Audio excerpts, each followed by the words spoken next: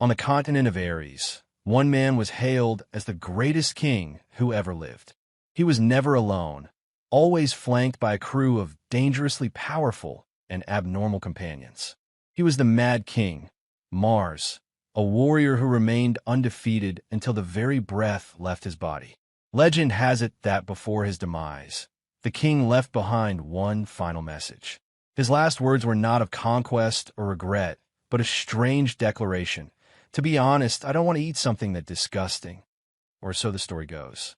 A maid approaches the young lord, announcing, Mars Sama, we've brought you your meal.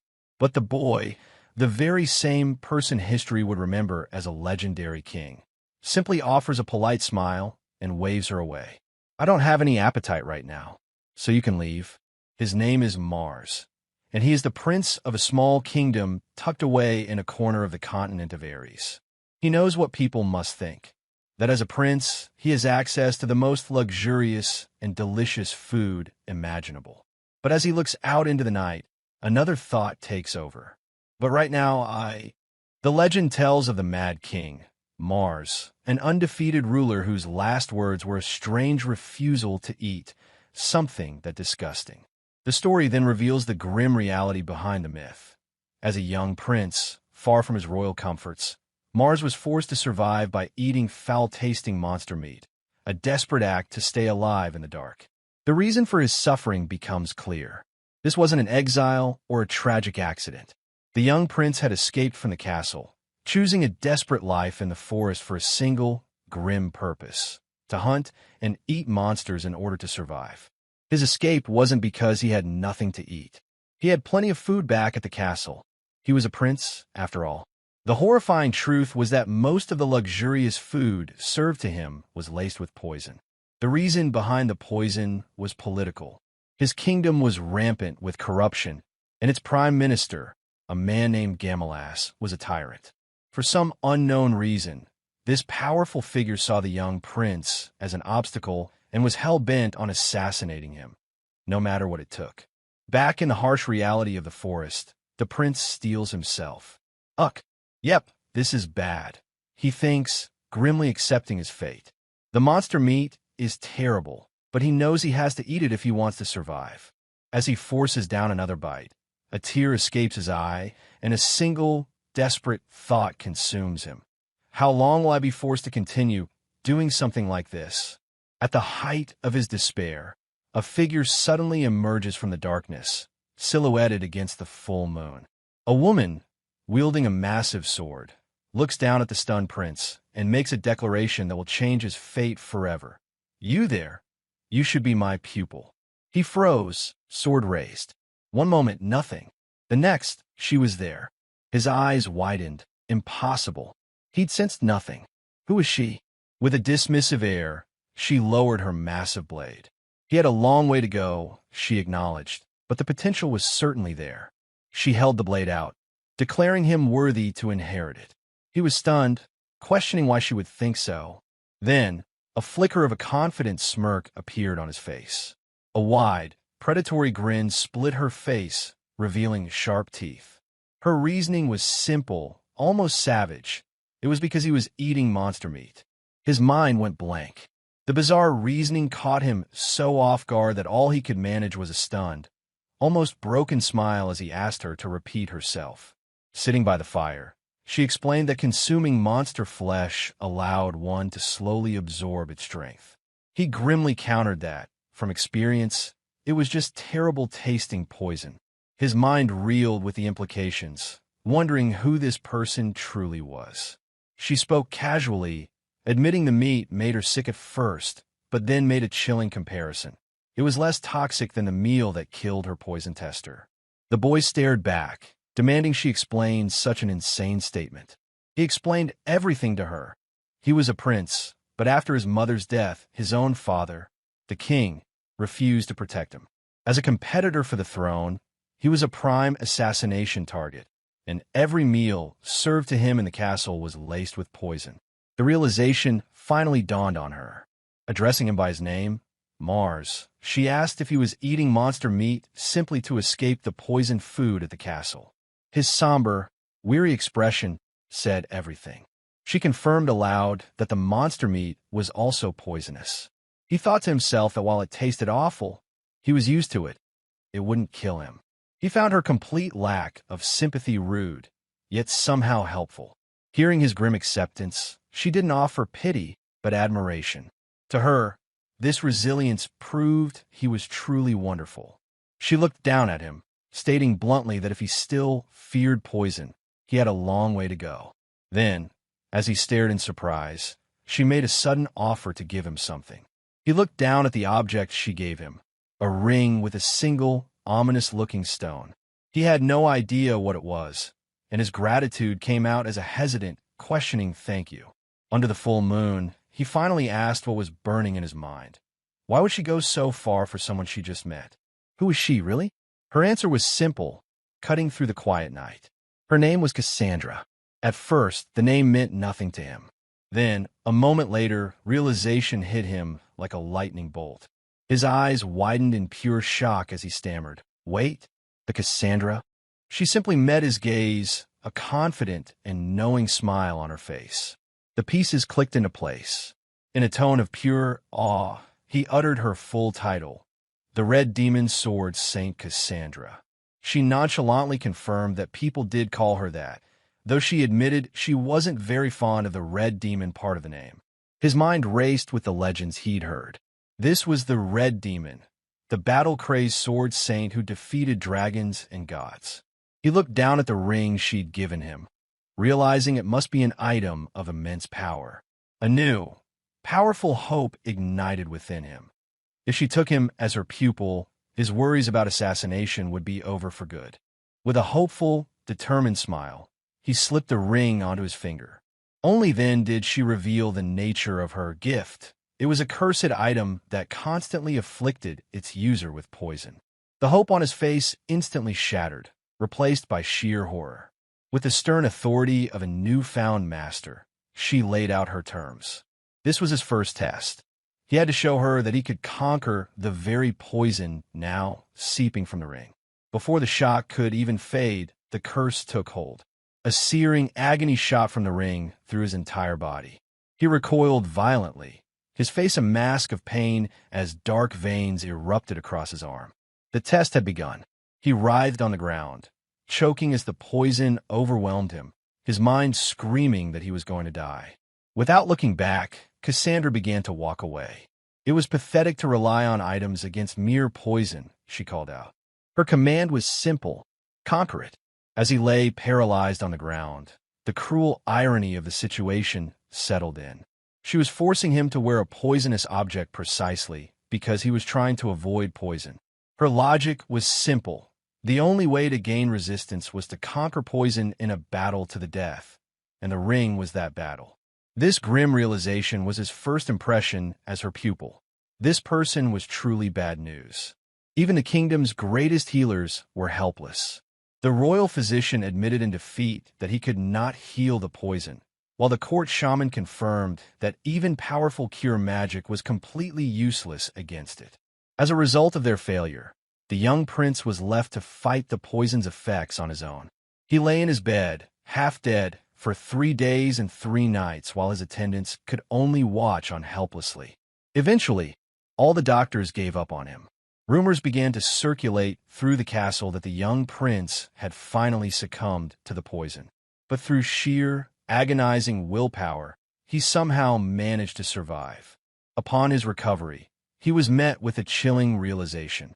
Everyone congratulated him for surviving the poison, yet no one questioned the fact that the prince had been poisoned in the first place. He heard their hushed warnings to each other and understood. They all knew, and they were all choosing to look the other way. Even his own father, the king, showed no compassion. He looked at his son, who had just recovered from a near-fatal poisoning, and coldly stated that it was his own responsibility to protect himself. Hearing this, the prince could only agree with grim acceptance.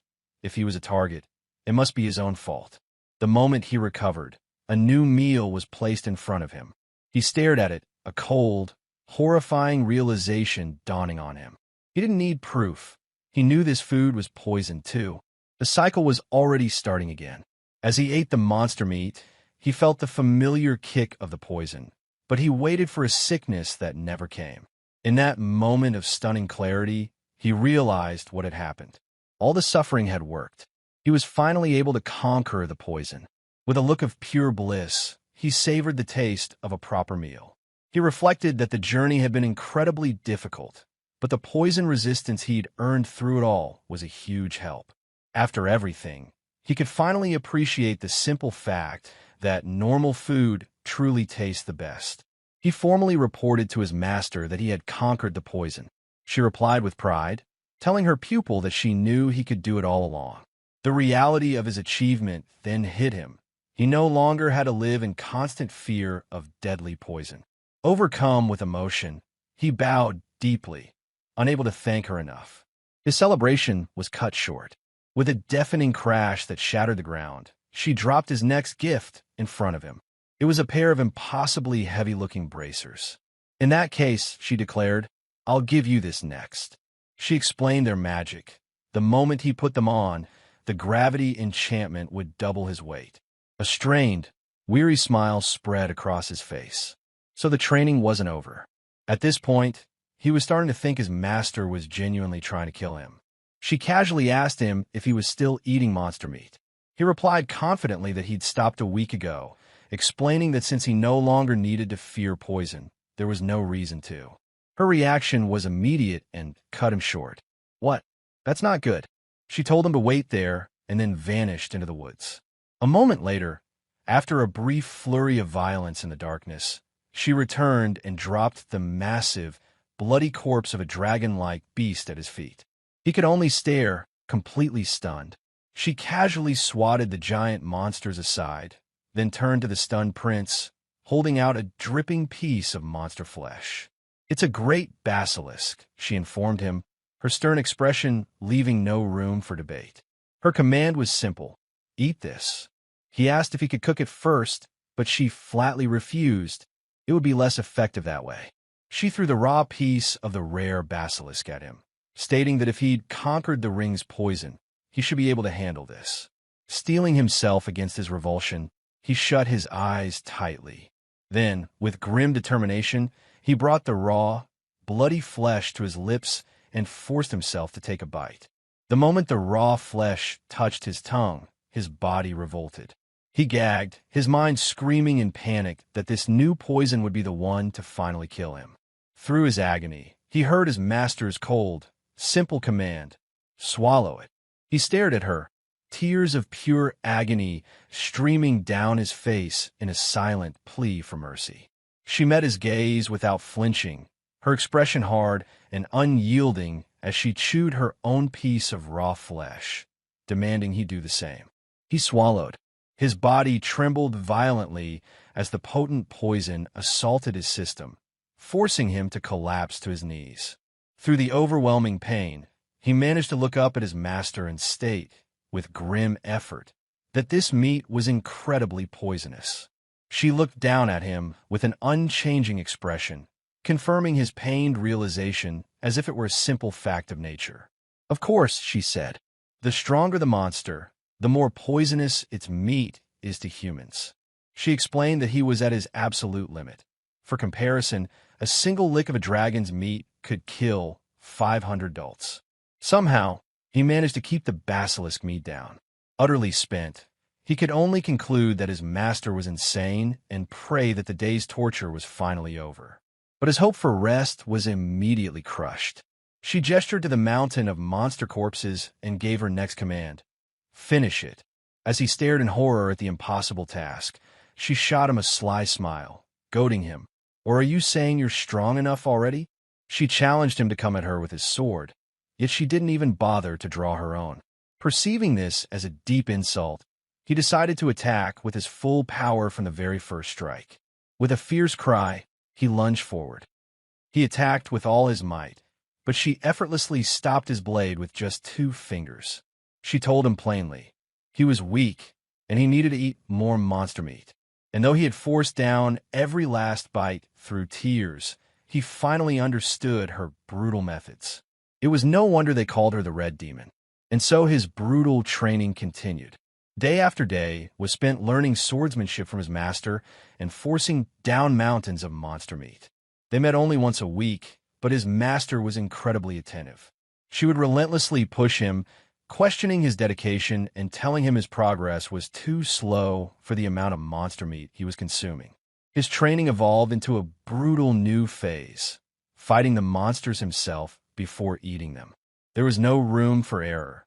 If he slacked on his sword training, she would beat him senseless, and if he refused the meat, she would force it down his throat. Kneeling exhausted beside his kill, he finally understood her method. Believing he would only choose easy targets on his own, she had taken special care to select monsters that pushed him to his absolute limit. Foes he could only just barely defeat. He knew that of all the monsters he had to face, his master was the strongest. Seeing the warrior he had become, a predatory grin spread across her face. "You're getting better," she praised, then issued her final test. "Come now, and try to kill me." He strained against another of her overwhelming attacks, and in the heat of battle, he understood her true talent. His master's greatest skill, he realized, was her perfect control, the ability to hold back just enough to not actually kill him. Every training session with her was hell. Her movements were so fast that his body couldn't keep up, and the result was always the same. She would beat him to within an inch of his life. But after 3 years of that hellish training, the results were beginning to show. Now, he was finally fast enough to meet her strike. Their blades clashed in a blur of motion, steel ringing against steel. "You're starting to get the hang of it," she said with a proud smirk.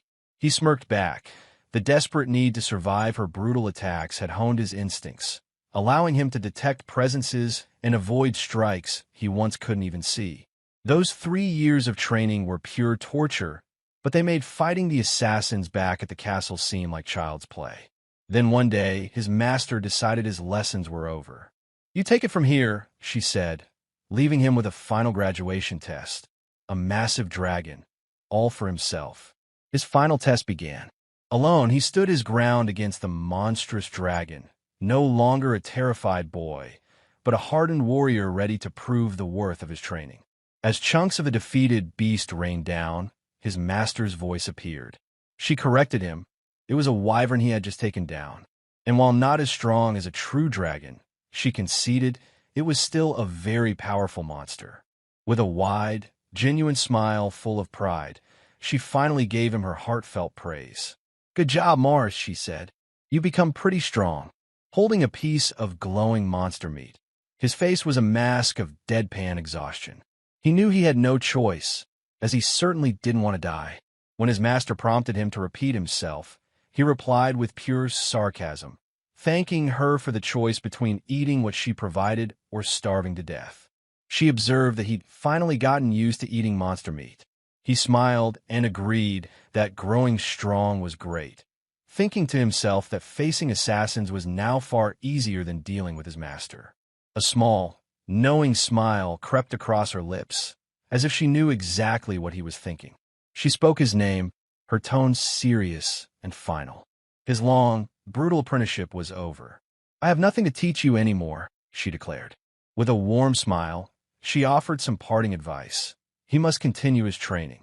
Of course, she added her own unique brand of motivation, a promise to kill him for real if she ever caught him slacking off. And with those final words, she was gone. His master, the one who had put him through 3 years of hellish training, simply said her piece and disappeared into the night. He reflected on how little he knew about his master, realizing she was likely a nomad who traveled the world seeking strong enemies, making her 3 years with him a rare exception. He took her parting threats seriously, but above all, he knew one thing. Thanks to her torturous training, he was now strong. And to survive, he would have to become stronger still. He looked back on his journey, a grim and ironic reflection. The fragile thread of hope he had grasped in order to escape assassins didn't lead him to salvation, but straight into the pits of hell in the form of his master, Cassandra. He stood ready, the warrior she had forged him to be. He couldn't have known back then how that fateful encounter with Cassandra would change his life, but now, after everything, he was finally ready for what came next. He had to survive on multiple fronts, against the assassins sent after him, against the powerful monsters of the wild, and more than anything, against the deadly training of his own master. With fierce resolve, he took another bite. He now understood that he had no other choice. To gain the strength he needed to survive, he would have to keep eating the foul meat of monsters. This was his story. Some time had passed since his master, Cassandra, disappeared. The assassins, however, remained a constant threat. But as they descended upon Prince Mars demanding his life, they were met not with a terrified boy, but a warrior with cold, unwavering resolve. The constant attempts on his life by his rival, Gamara's, had become routine. After dealing with the 10th assassin that month, he had only one dry thought. At this rate, he was going to cause a worker shortage in their industry. The reason for the constant assassination attempts was a simple matter of succession. A powerful figure named Gamara's had forced his father to marry her daughter, and their son, his half-brother Nickel, was his rival for the throne. To secure her grandson's inheritance, Gamara's needed him dead. And so, the infamous Cassandra the Red Demon somehow became his mentor. Her core teachings were simple. Keep eating monster meat, and don't ever slack off. She made it very clear that if he ever did, she would be the one to kill him next. He dragged the monster's corpse through the snow, wondering how his life had come to this. To live, he knew he had no choice but to become stronger. Lost in his grim thoughts, he was suddenly startled by an unexpected presence. He approached the wary-looking group with a wide, friendly smile. Stating his simple need to become stronger, he cheerfully asked if he could join their training. His friendly approach was met with hard suspicion. The group's leader bluntly demanded to know who he was, while another, sizing up his clothes, guessed he must be some noble kid. The group's leader exploded with rage, accusing the noble of looking down on them and wanting to mess around for fun. He furiously ordered him to get lost if he didn't want to get killed, confirming a deep-seated resentment for the aristocracy. Just then, a man in armor stepped forward, overriding the others with a friendly smile. He agreed to let Mars join, noting that he seemed to be someone who understood their purpose. His acceptance, however, came with a condition. The condition was delivered with a sharp, menacing grin from one of the hostile trainees.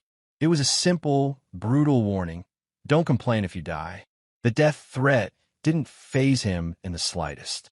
With a deadpan expression, he effortlessly deflected a strike, making a simple, immediate assessment of his aggressive new acquaintance. He was just an idiot. The confrontation ended in an instant. Before the others could even process what happened, their aggressive comrade, Agma, was sent flying backward with a single, devastating blow. He was genuinely surprised the man was still alive. A hit like that would have normally split an assassin in two. Completely ignoring the trainee's furious accusations of being mocked, Mars simply beamed with excitement and rallied everyone to start training. After a definitive display of his power, the matter was settled. The once hostile trainees now knelt before him as he laid out the new arrangement. They would be his training partners once every 7 days. He made a logical case. Since he was stronger, they surely needed better training partners. But the trainee angrily refused, accusing him of just wanting to kill time and shouting that their group was already struggling just to find enough to eat every day.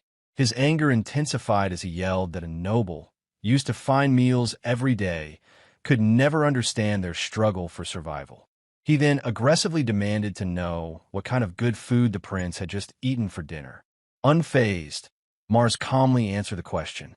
For dinner, he said, he had eaten the meat of a red bone, a massive bull-like monster. His nonchalant answer left the other trainees utterly confused. The trainee's confusion erupted into disbelief. He yelled, horrified first that Mars had eaten monster meat at all, and second, that he had somehow single-handedly defeated a red bone, a beast he knew was impossible for any lone warrior to kill. Another trainee immediately called him a liar, recounting how eating the meat of a simple killer rabbit once left him bedridden and vomiting blood for days. Based on this, the group's leader renewed his accusations, shouting that Mars was trying to trick them with an obvious lie, since everyone knows monster meat is poisonous.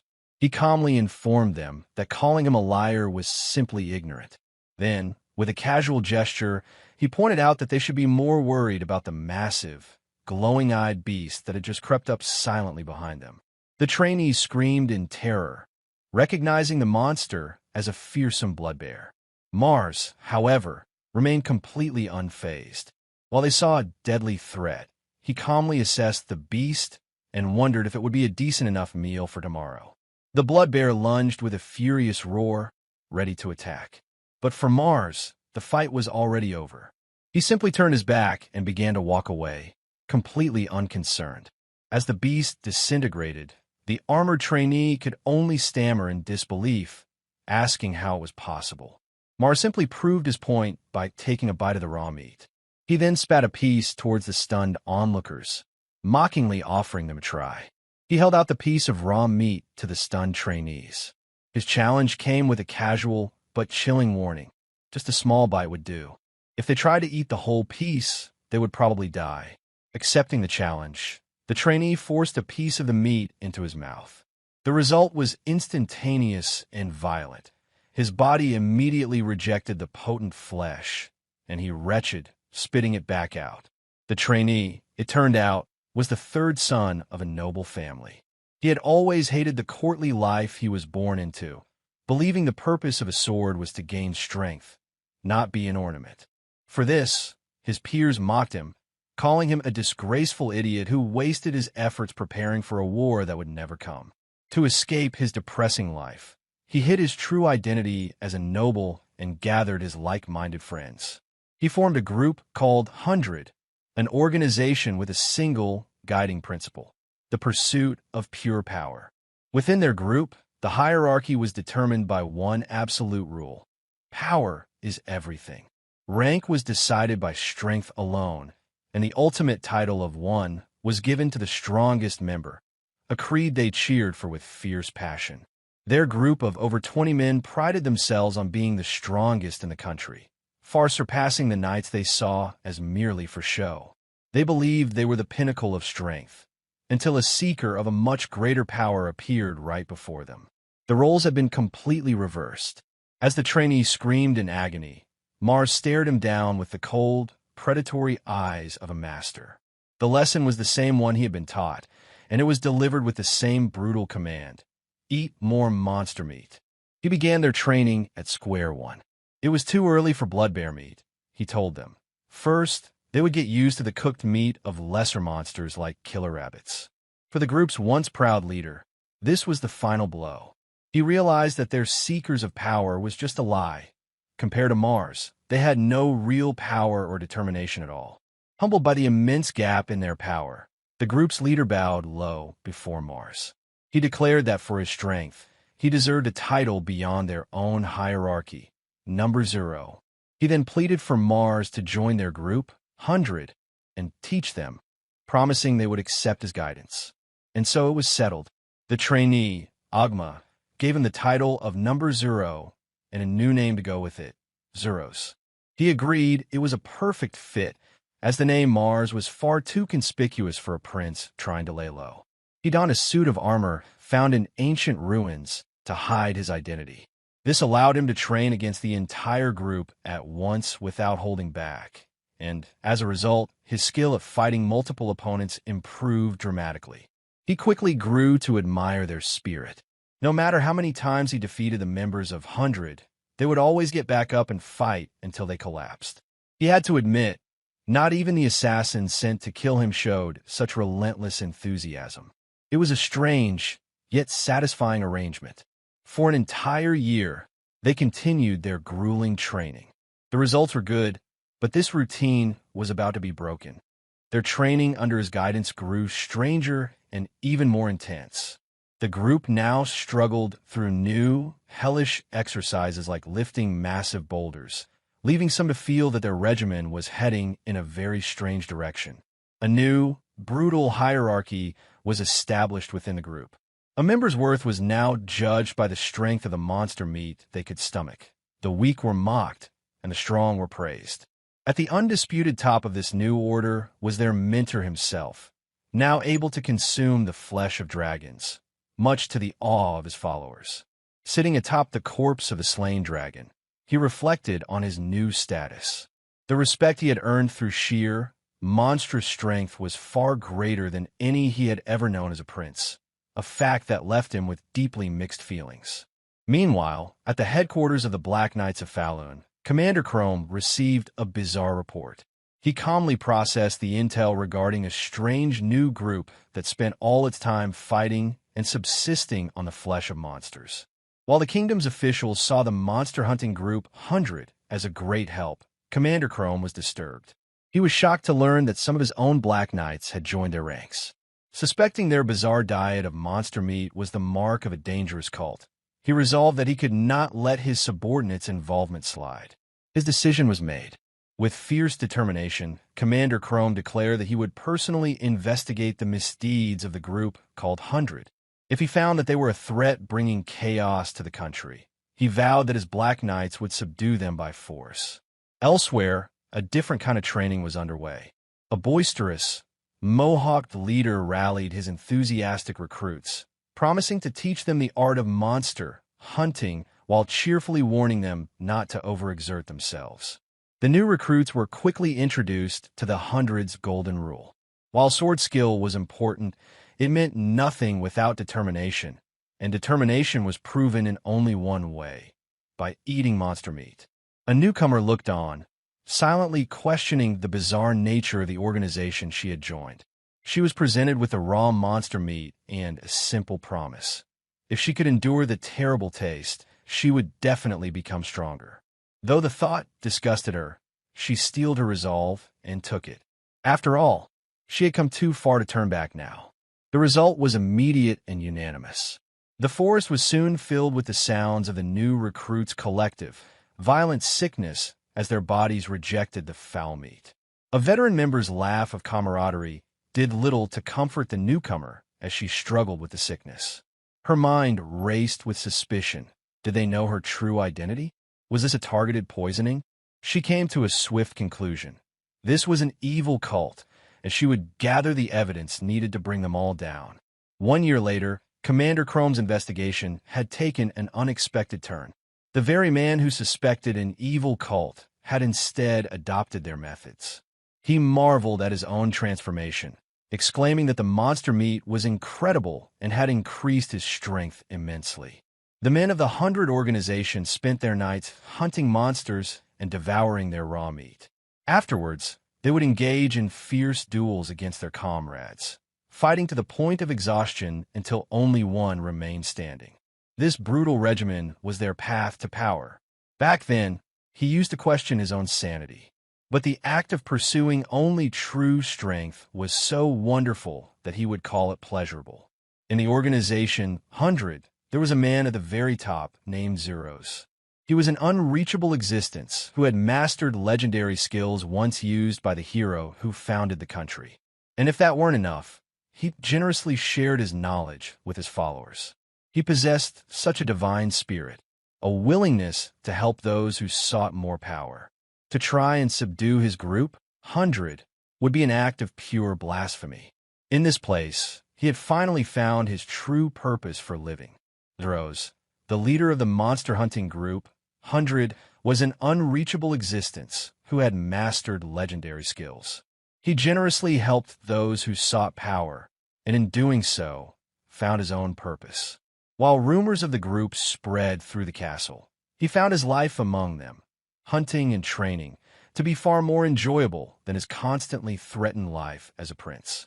Mars, do you know about this group called 100? His father, the king, asked. It seems a crazy, evil, cult-like group has been spreading lately, where they kill each other and eat monster meat. Mars, knowing the truth, found it difficult to answer. This was Gamera's, the very man who was targeting Mars's life. He looked at the prince and declared, "Prince Mars, you are the next king. But unfortunately, your track record as a prince is poor. Therefore, I have a suggestion." Gamera's suggestion was simple and chilling. Let the prince himself subdue the 100. He reasoned that if Mars could defeat them, he would undoubtedly be recognized as the king's successor both at home and abroad. And fortunately, he added, The prince has excellent sword skills. Gamera's concluded his sinister proposal with a mocking tone. There's no one better than you for subduing those bandits. Mars stared back, completely stunned by the audacity of the man who was essentially asking him to kill himself. Mars's mind raced. 100 was gaining the support of the people, so if he were to subdue them, his own support would plummet. He realized Gamera's was surely thinking of this as a form of revenge. He then looked at his father, the king, and understood with a grim finality. Even the king was obeying Gamera's orders. With a tense, forced smile, Mars looked at his father and Gamera's. Understood, he said. I humbly accept your request. He was determined, but his mind was already racing, plotting his next move. Now, what should I do? As Mars walked away, he reflected on the situation. Gamera's wanted him to play a dirty role to make him lose his position. Even though he knew this, he had no intention of letting Gamera's take advantage of him. He was a prince, after all, and he would not give up. But one question remained. How am I supposed to resolve this situation?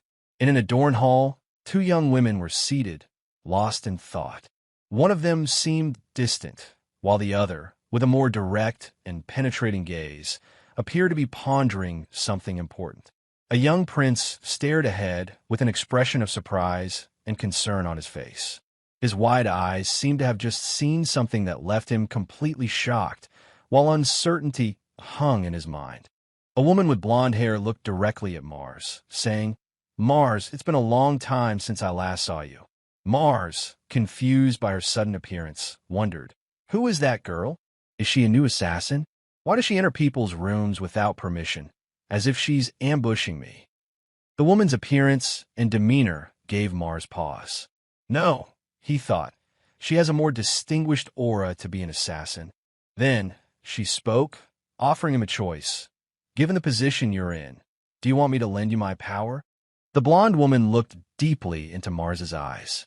On her face, the expression was serious, but there was also a touch of concern as she called his name. Mars. Mars was left completely stunned as the mysterious woman asked, No, Zeros. His mind raced. A beautiful and mysterious girl appeared. How does she know his true identity? The young woman, with a knowing look, called out to him by both his names, Mars, no Zeros? Her expression remained unchanged as she repeated her offer, a direct question hanging in the air. Do you want me to lend you my power? Mars was taken aback by the woman's words. Aya, how do you know me? Have we met somewhere before? He stuttered. The woman's expression was one of calm acceptance. As expected, she said, You've forgotten.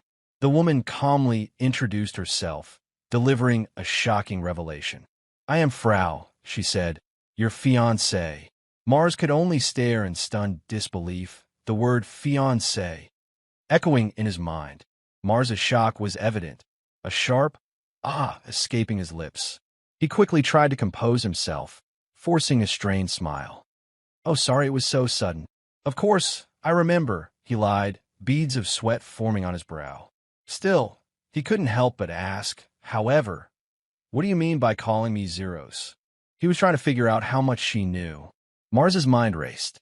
He knew he was the leader of 100 as Zeros, but he had kept his identity as the prince's secret. He hadn't seen Frau in years, so there was no way she could know what was happening. Just then, a voice seemed to cut through his thoughts, a chilling declaration. I'm always watching over Mars. With a confident and somewhat menacing smile, Frau held out a glowing crest in her hands.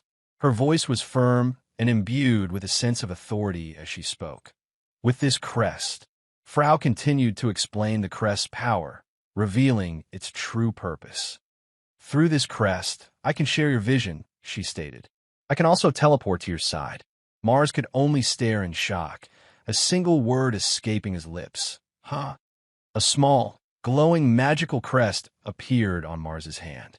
He stared at it in awe and disbelief, realizing it was the very item Frau had just described. This, he uttered, his voice filled with shock. Mars suddenly recalled a memory from his childhood. Back then, Frau had cast a strange spell on him, a ritual to make them fiancés, and they both received what seemed like a birthmark. Now, he understood the true nature of that long-forgotten event. Mars, the prince, is the secret leader of a monster hunting group called 100. His political rival, Gamaras, tricks the king into ordering Mars to subdue the group. Just as Mars is trying to figure a way out of the trap, his fiancée, Frau, appears and reveals she's been secretly watching him through a magical crest they received as children and offers him her help. Frau looked at Mars with a gentle, serious expression. She softly spoke his name, Mars. Before continuing, Mars and I have been together since then. Her words implied a deep, long-held connection that had endured since their childhood ritual. Frau recalled their first meeting, which happened when she was 8 years old. Her father introduced them as fiancés. At the time, she wasn't particularly interested in him, noting that despite being a prince, he was very normal and ordinary, aside from his expensive clothes. Frau recalled the truth behind the ritual. As a child, she had just learned a new pact mark spell and, seeing the ordinary prince, decided to use him as a test subject. The mark was a success, she confessed, so she was satisfied.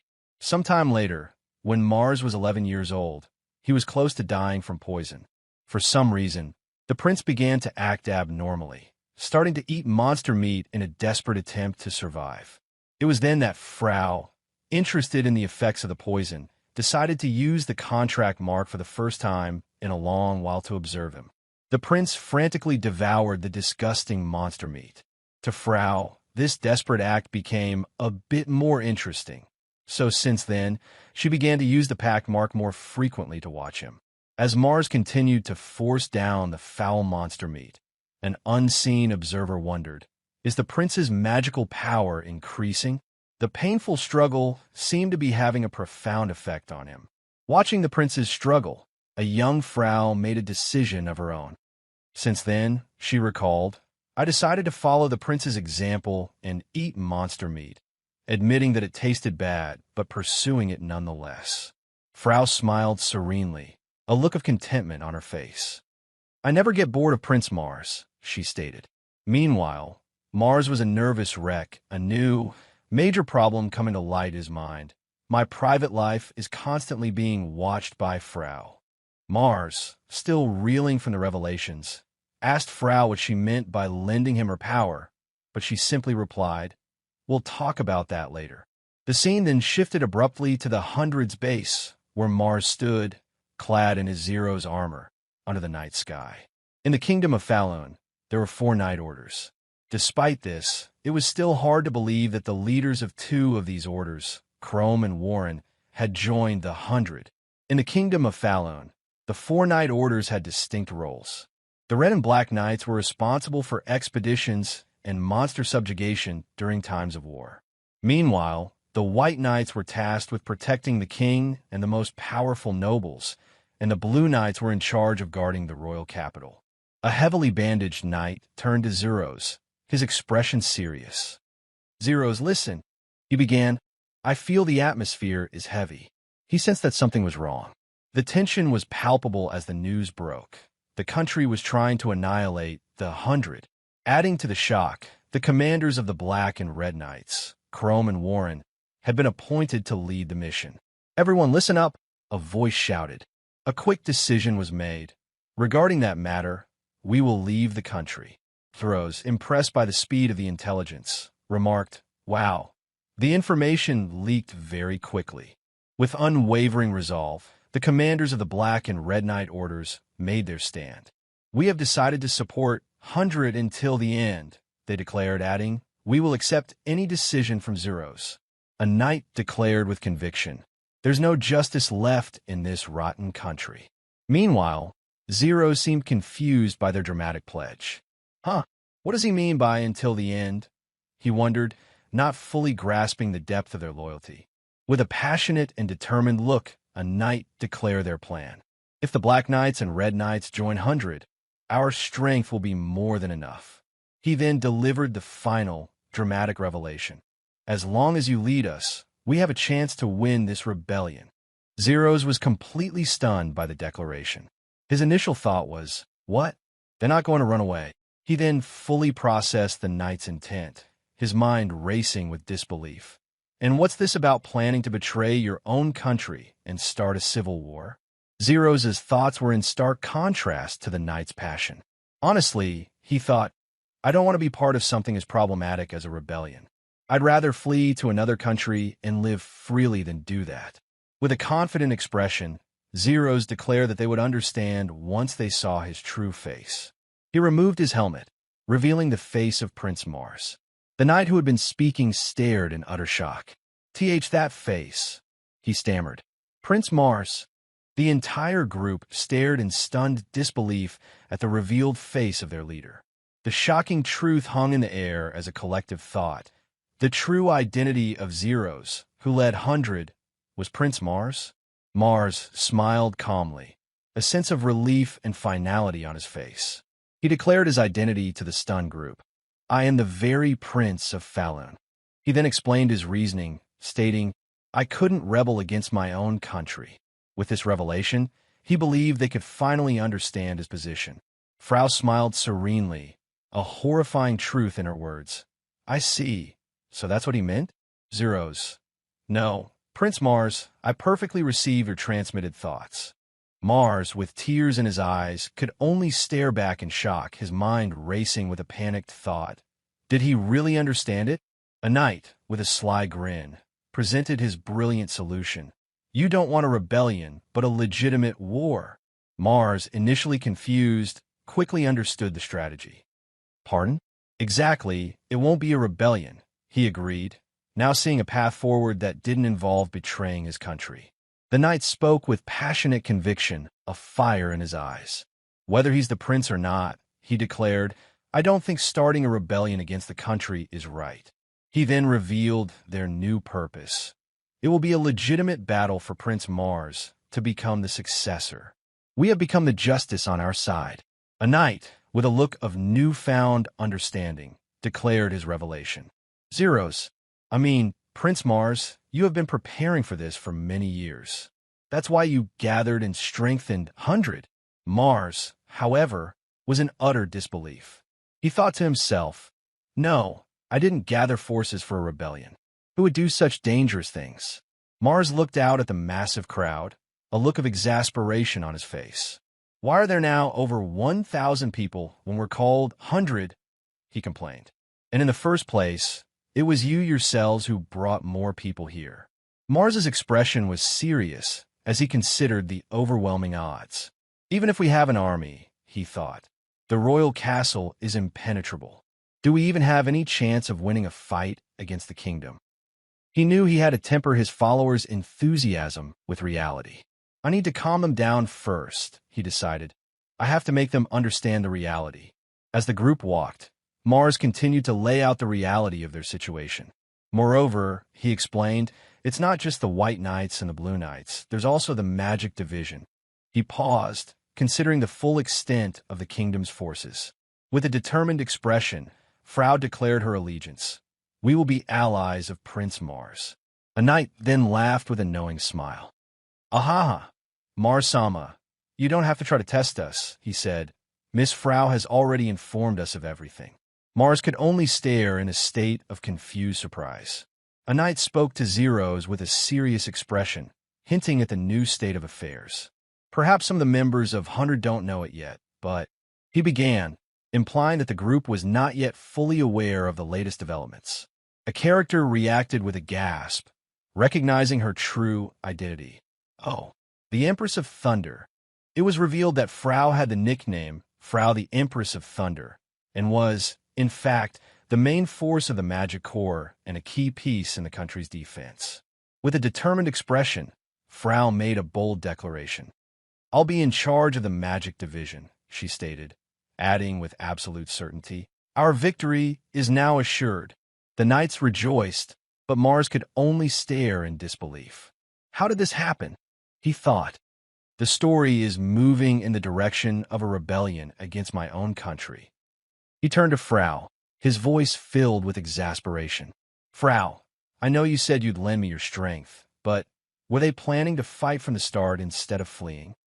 Mars turned to Frau, his voice filled with concern. But Frau, he asked, why are you helping us so much? He tried to reason with her, pointing out that their engagement was just a relationship decided by their parents. Is it really worth crossing such a dangerous bridge just for that? He pleaded, please, Frau, don't do anything unnecessary. Frau responded to Mars's plea with a determined declaration. My actions until now haven't been right as your fiancé, she stated.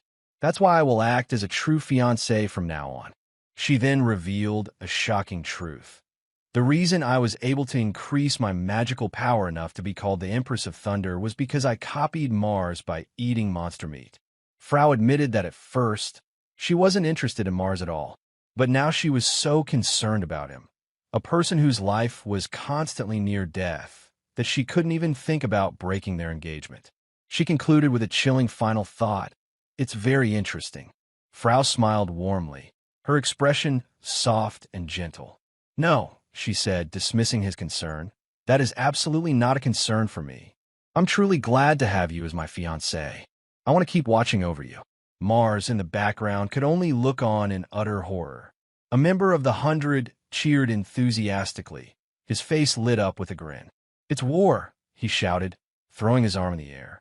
Victory is now as good as guaranteed. Standing ready for the coming war were two key allies, Commander of the Red Knights, Warren, who bore a confident smirk, and Commander of the Black Knights, Chrome, with a stern and determined expression.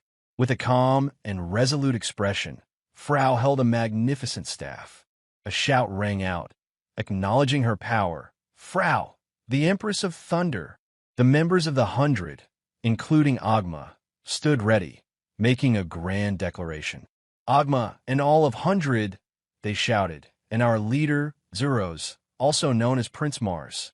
Mars, however, was in a state of utter shock, his eyes wide with panic as the sarcastic thought echoed in his mind. The actors are all here. With a collective roar, the members of the 100 raised their fists in defiant solidarity. Their voices merged into a single, powerful battle cry. Let's wipe out all the rotten nobles. Mars sighed, looking at his determined followers. What an unbreakable group, he thought to himself. Everyone seems ready to start a rebellion against the country.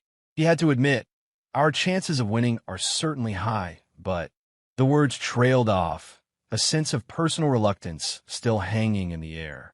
Surrounded by his jubilant followers, Mars felt completely overwhelmed. He thought to himself, isn't the main story moving toward a path where I have to fight? And since when am I interested in the throne? The mutual excitement of his friends sealed his fate. What would be the destiny of Mars? A knight, with a determined expression, raised his fist in the air. Beside him, another knight looked on with an equally intense stare, proclaiming, Zeros, no, Prince Mars. The two allies now fully embraced the dual identity of their leader. The loyal followers of Mars shouted with unyielding conviction, in the name of justice, let's ensure that our rebellion succeeds. Prince Mars is Fallon's rightful heir, ready to lay down our lives for you. Overwhelmed by their selfless devotion, Mars could only stare in shock and whisper a single word. Everyone. With his followers cheering behind him, Mars looked down, his expression somber. He recalled the moment he was ordered to eliminate the 100, a time when he had only two choices, flee or rebel. Now, there was no turning back. With a somber expression, Mars confessed his true feelings in a final internal monologue. He didn't want to start a rebellion. He didn't even want the throne. All he ever wanted was not to die. That's all, he concluded, a simple, heavy truth that stood in stark contrast to the epic scale of the events that had unfolded around him. Mars looked at his followers, his expression a mix of shock and profound emotion. He thought to himself that after a life without any allies, these people were now saying they would stand by his side. Their trust in me is so heavy, he mused, I can't even turn them away. The man who just wanted to survive was finally accepting his role as a leader. Mars had finally accepted his role, and his resolve was unmistakable. As a narrator observed, Mars is becoming a threat to the kingdom. Frau watched him with an intense gaze, a single thought running through her mind. And somehow, I can't look away. With a soft but resolute smile, Frau looked up at Mars. I want to fight alongside you, Mars, she declared. We will make this rebellion a success. Mars, looking down at her, offered a small, appreciative smile in return. The day of the battle had finally come. A knight turned to the young heir, Nickel, with a condescending tone. The day to take down the 100 has finally come, he said. Your Highness, you look tense, nervous about your first real battle. A high-ranking knight on horseback gave his orders to the young prince. Leave the combat to the commanders of the Black and Red Knight orders, he commanded. Your role, my prince, is to simply defeat Zeros, the leader of 100. Mars knew the truth of his situation. He thought to himself that the White Knights were made up of noble sons, essentially friends of Gamera's, who were more likely to betray him than protect him. They're urging me to duel Zeros, hoping I'll fall, he realized. A knight on horseback then gave the final order. Prince Mars, we're ready to advance. As the battle was about to begin, Zeros, now a confident leader, stepped forward. With a serious and challenging expression, he addressed the opposing forces. Mind if I borrow you for a few words before we begin? A high-ranking knight commanded Chrome and Warren to halt. Hold on, Sir Chrome, Sir Warren, he said. His Highness is not to be addressed directly. Really, there's no need for the prince to speak to this 100. His condescending tone was abruptly replaced by an expression of pure shock as he reacted to a new development. On the battlefield, the commanders of the Black and Red Knight orders, Chrome and Warren, sat ready on their horses. Behind them stretched a large army of knights, all prepared for the impending battle. The older knight looked upon the approaching army with disdain. Look, he sneered, the Black and Red Knights have arrived in full force. The 100 are merely commoners playing at knighthood. A younger knight was filled with rage, shouting, to treat them as true opponents is shameful. Our knightly order has truly fallen from grace. A colossal sword was raised, its tip pointing directly at the royal castle. Mars, looking on with grim determination, knew the final moment had arrived. Chrome and Warren seem eager, he thought. I have no choice but to harden my resolve. Mars, now fully accepting his role, looked fiercely at his army. Hear me, all forces, he commanded. Our enemy lies within the royal capital. The kingdom's knights, including the older commander, stared in disbelief and anger. What? Your Highness, what are you saying? They shouted in response to his open betrayal. The arrogant knight, now with a deep gash on his face and shattered armor, stared in horror. He finally understood the truth. The true threat isn't the 100, he gasped, it's... With a single, devastating slash, Mars rode past his opponent. A knight's horse collapsed, and his helmet fell to the ground, shattered. The kingdom's forces could only stare in shock as they realized the overwhelming power of the prince they had hoped to betray. The kingdom's knights, who had been so arrogant moments before, could only stare in shock. A collective gasp of "oh" and "oh" escaped their lips as they witnessed the overwhelming power of the prince they had underestimated. A knight, sweat dripping down his face, could only stare in a mix of shock and awe. He gasped as he heard the collective praise around him. A masterful sword blow, a magnificent slash, perfectly executed, Prince Mars. The arrogant army now sang the praises of their former opponent. Mars's opponent looked at him with a serious expression. No matter the outcome of this battle, he stated, you intend to kill me, right? The question hung in the air, a final, direct challenge to Mars's resolve. With a confident and determined expression, a knight from the 100 stood over the shattered remains of an object on the ground. Truly now, I'm not surprised, he taunted. An opposing knight stared in shock, his mind racing. What? How did you know? Prince Mars knew, he gasped, realizing their trap had been exposed. The kingdom's knights, now completely defeated, fell to their knees in a desperate plea. Please wait, Prince Mars, they begged. We would never dare to assassinate you. It wasn't our decision, I swear. We only followed orders from the deputy commander. We merely carried out orders. Mars looked upon the cowering knights with utter disgust. Pathetic, white knights, he spat, his voice filled with contempt. "How do you expect to protect this kingdom when you cower in fear and blame others in a difficult situation?" Mars, with a fierce and unwavering expression, delivered a final, devastating attack. "So long as men like you exist," he declared, "true peace will never come." A young, surprised warrior rides at the head of a retinue of heavily armored knights. A knight makes a solemn call to arms, urging Prince Mars to join a cause. The knight speaks of honor and the need for justice against a corrupt kingdom. The young prince listens, and a subtle smile crosses his face, revealing that while he appreciates the loyalty, he has his own, more complex plans for the situation. The scene focuses on the young prince's face. He wears a subtle, enigmatic smile with his eyes half closed. His expression, while seemingly calm, is intense and suggests a dangerous depth and a knowing power that others don't possess. Two allies are on an urgent mission. One warns Prince Mars that they are being watched, and the prince acknowledges the danger. Together, they look toward the imposing royal castle, knowing they must act quickly. The scene shows a large castle gate. The prince's arrival is announced, and the guards react with urgency, with one knight pointing and giving orders to seal the fortress doors. A knight in blue armor forcefully breaks open a gate. Prince Mars watches with a satisfied smile, acknowledging the loyalty of the knight who has just opened a path for him.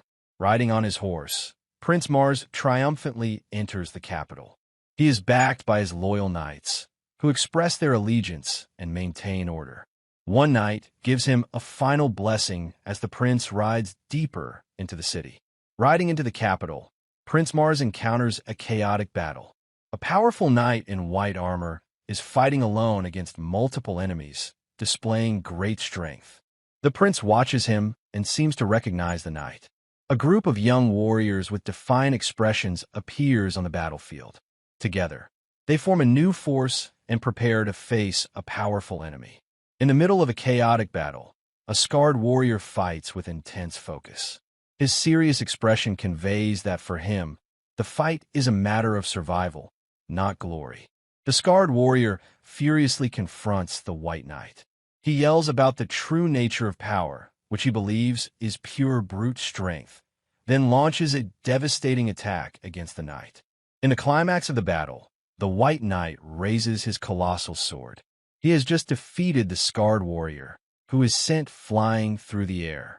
The knight's victory proves that his strength and skill are far superior to mere brute force. After the battle, the white knight turns to the prince and shares his opinion on the defeated group.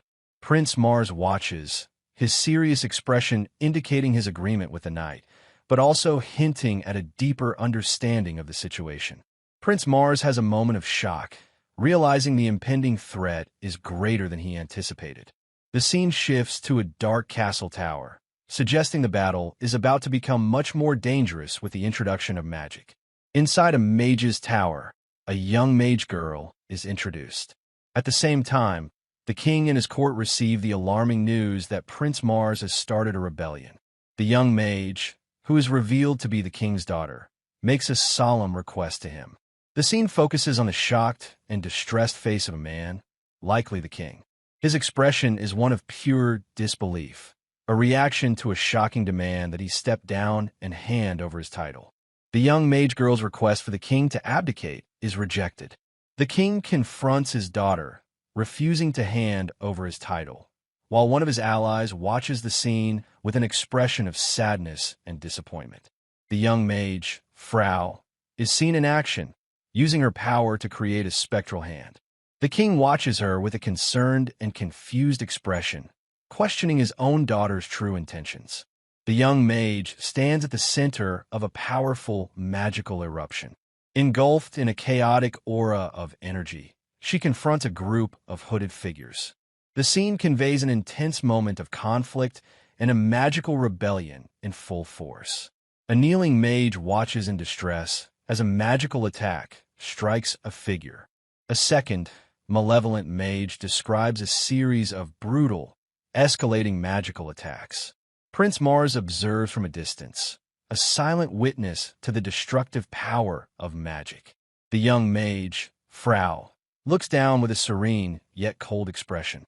She describes the final stage of her magical power, suggesting a terrifying and definitive fate for her opponent. The king is confronted with a direct magical threat. A skeletal construct made of magic descends upon him, causing panic and despair. He reacts with terror, begging for mercy as the threat closes in. The young mage, Frau, unleashes a powerful magical attack against the king. An ethereal, skeletal hand of energy descends upon him, while the king and his court react with horror and panic at the sudden magical assault. A character in the capital grows worried about the absence of an allied group. Meanwhile, the king expresses his escalating concern and paranoia about his daughter, Frau. The scene suggests Frau's actions have caused a disruption, leaving the king's forces vulnerable. As Prince Mars faces a tense situation, two new allies appear. A man and a woman step forward, offering to take on the challenge for him. The prince looks at them with a sense of relief and gratitude, allowing them to fight in his stead. Inside the grand castle hall, a powerful member of the royal court confronts Prince Mars, expressing shock at his rebellion. A second, sword-wielding figure prepares to attack. The scene marks the beginning of a new and dangerous phase of the conflict within the fortress walls. Prince Mars confronts his opponent with a serious and menacing expression. He makes a bold and final declaration, decreeing the end of his opponent's path to the throne. The opponent, in turn, reacts with a look of shock and anger. A mysterious and powerful group of 5 characters appears. Composed of a knight, mages, and other warriors, they stand united and ready for battle, presenting a new and formidable challenge to Prince Mars.